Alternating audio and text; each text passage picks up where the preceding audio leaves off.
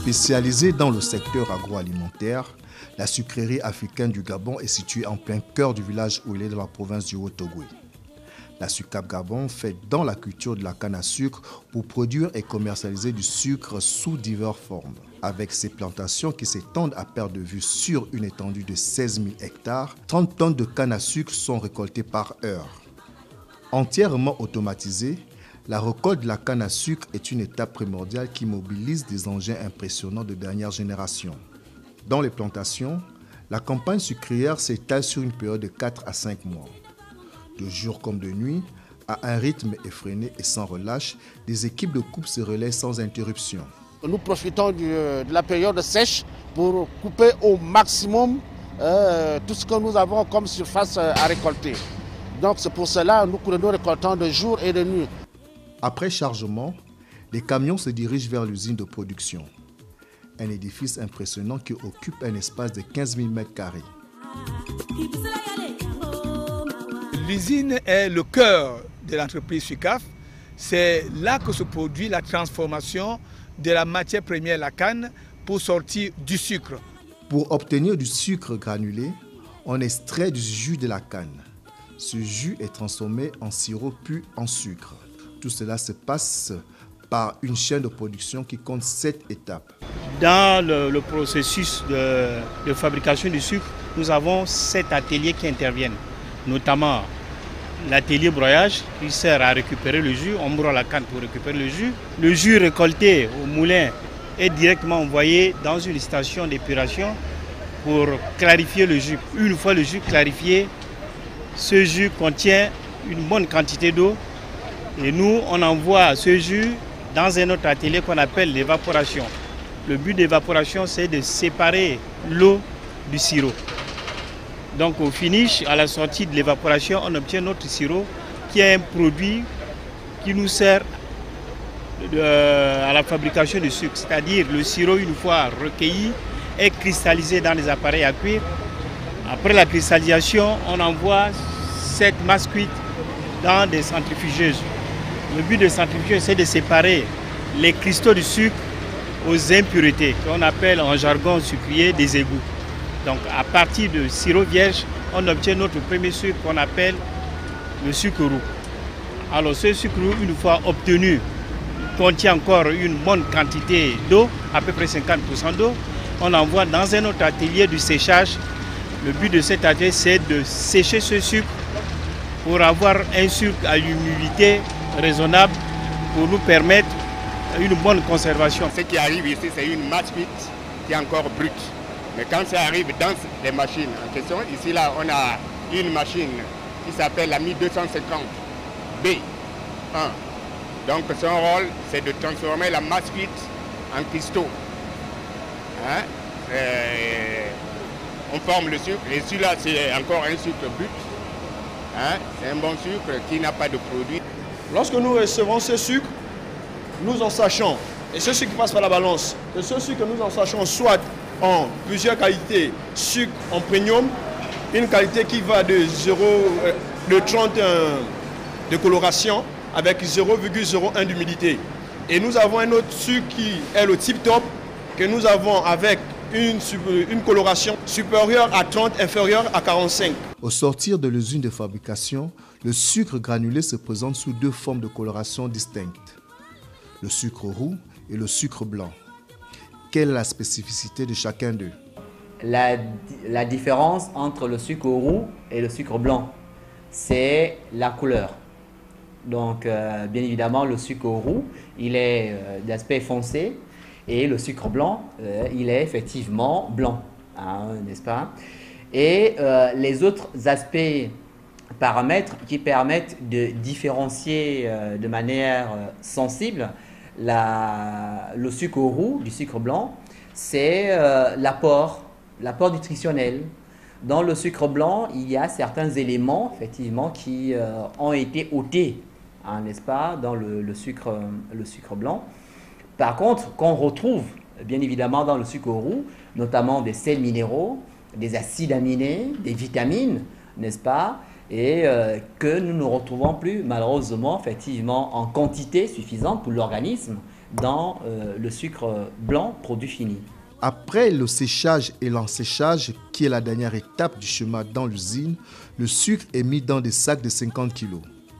Il rentre dans le processus de conditionnement où on obtiendra du sucre en morceaux et du sucre granulé en sachet. Ici, vous êtes dans l'atelier de conditionnement de SOCAP, l'agglomérerie.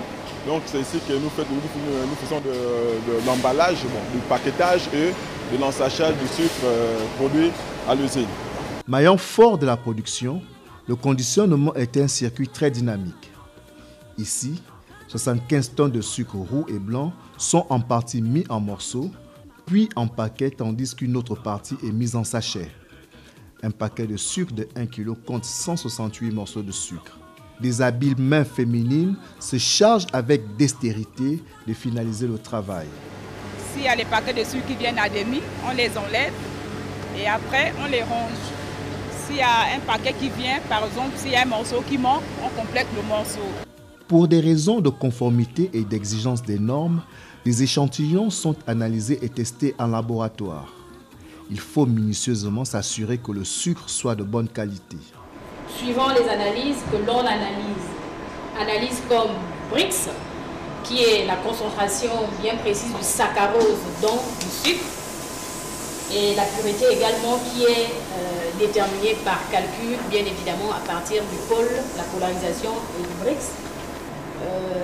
La pureté de ces analyses nous donne les caractéristiques des différents produits. Parce que dans le roux, nutritionnellement, il a des apports.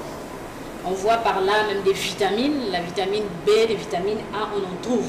Parce que le sucre A, il contient, du moins le sucre roux, il contient encore tous les éléments nutritionnels que l'on retrouve au niveau de la canne. Donc ce sucre, il n'a pas subi de modification ou encore de transformation chimique. Donc lui, il contient tous les éléments, on va dire, nutritionnels nutritifs pour l'organisme.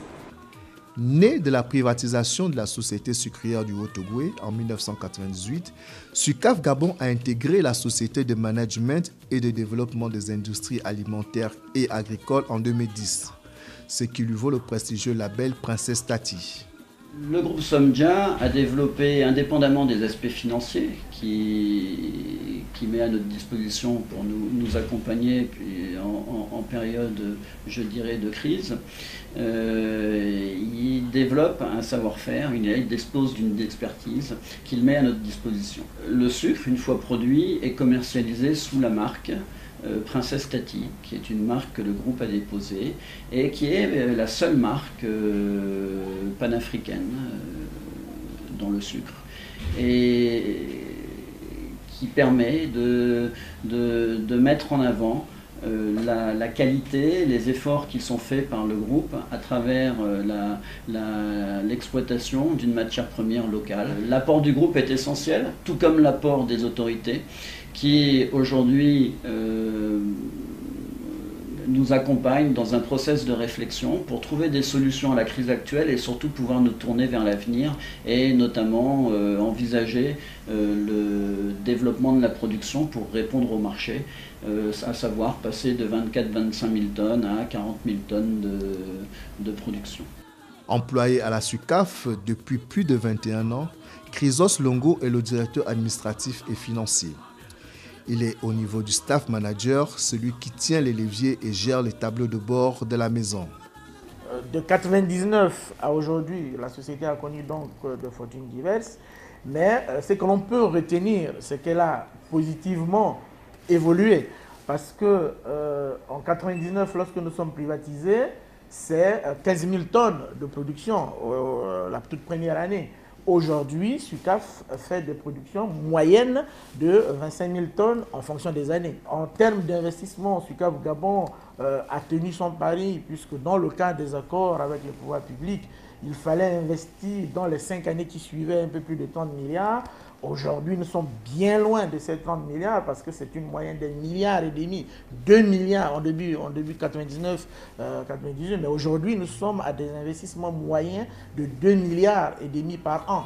Avec plus de 1060 employés, tous corps de métier confondus, SUCAF Gabon a opté pour la nationalisation dans ses programmes de recrutement. Des Gabonais venus de tout le pays travaillent dans un cadre harmonieux et propice à l'épanouissement professionnel et personnel. Nous avons environ 1060 employés, dont 350 emplois directs, c'est-à-dire personnel embauché directement SUCAF, et quelques 700 employés de la main-d'œuvre sous-traitante. Aujourd'hui, SUCAF emploie uniquement 4 expatriés et le reste, c'est les Gabonais. Nous avons un système d'accueil de tout nouveau collaborateur qui est recruté en dehors de Franceville, Moanda ou directement dans la zone d'activité de SUCAF. Donc, nous avons en tout 3 grandes cités. Donc, une cité des cadres qui aujourd'hui a 60 logements, une cité d'agents de maîtrise qui a approximativement 37 logements et une cité ouvrière qui a approximativement 350 logements. Comme toute entreprise citoyenne, SUCAF Gabon s'implique dans le développement local à travers des activités génératrices de revenus au bénéfice des autochtones par la fondation SUCAF Gabon. Nous avons mis en place une politique de développement local qui consiste à assister les populations dans tout ce qui est développement des AGR, activités génératrices de revenus. La fondation SUCAF est là justement pour s'occuper des populations aussi. Donc dans ce sens qu'elle soutient tout ce qui est appel à projet. Nous avons ici une association Omouyi qui a installé des moulins qui est financé aussi par la fondation SUCAF. Nous revenons sur notre produit. Le sucre est prêt pour la commercialisation et la consommation.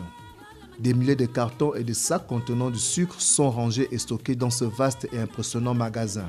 Mon rôle consiste au quotidien à gérer tout ce qui est entrée, produits de conditionnement en 50 kg ou produits de 1 kg. Et par la suite de charger ce sucre-là pour qu'il puisse être évacué au niveau de Libreville ou dans les grandes surfaces. Avant les expéditions, les dernières vérifications minutieuses sont faites dans la zone de chargement. Une équipe de manutentionnaires s'active pour charger les conteneurs. Pendant les chargements, on suit les consignes d'empotage. Donc, sur ces consignes d'empotage, on a des nombres de conteneurs à charger dans la semaine, en granulés et en morceaux et en sac de 50 kg. Une fois chargés, les camions prennent la direction de l'ensemble du territoire national, principalement à Libreville, qui fait 65% de la demande. Après déchargement à l'entrepôt, le sucre entre dans un circuit de distribution centré sur la proximité. Un choix de politique commerciale qui permet de ravitailler les surfaces de vente, quelle que soit leur taille et leur emplacement.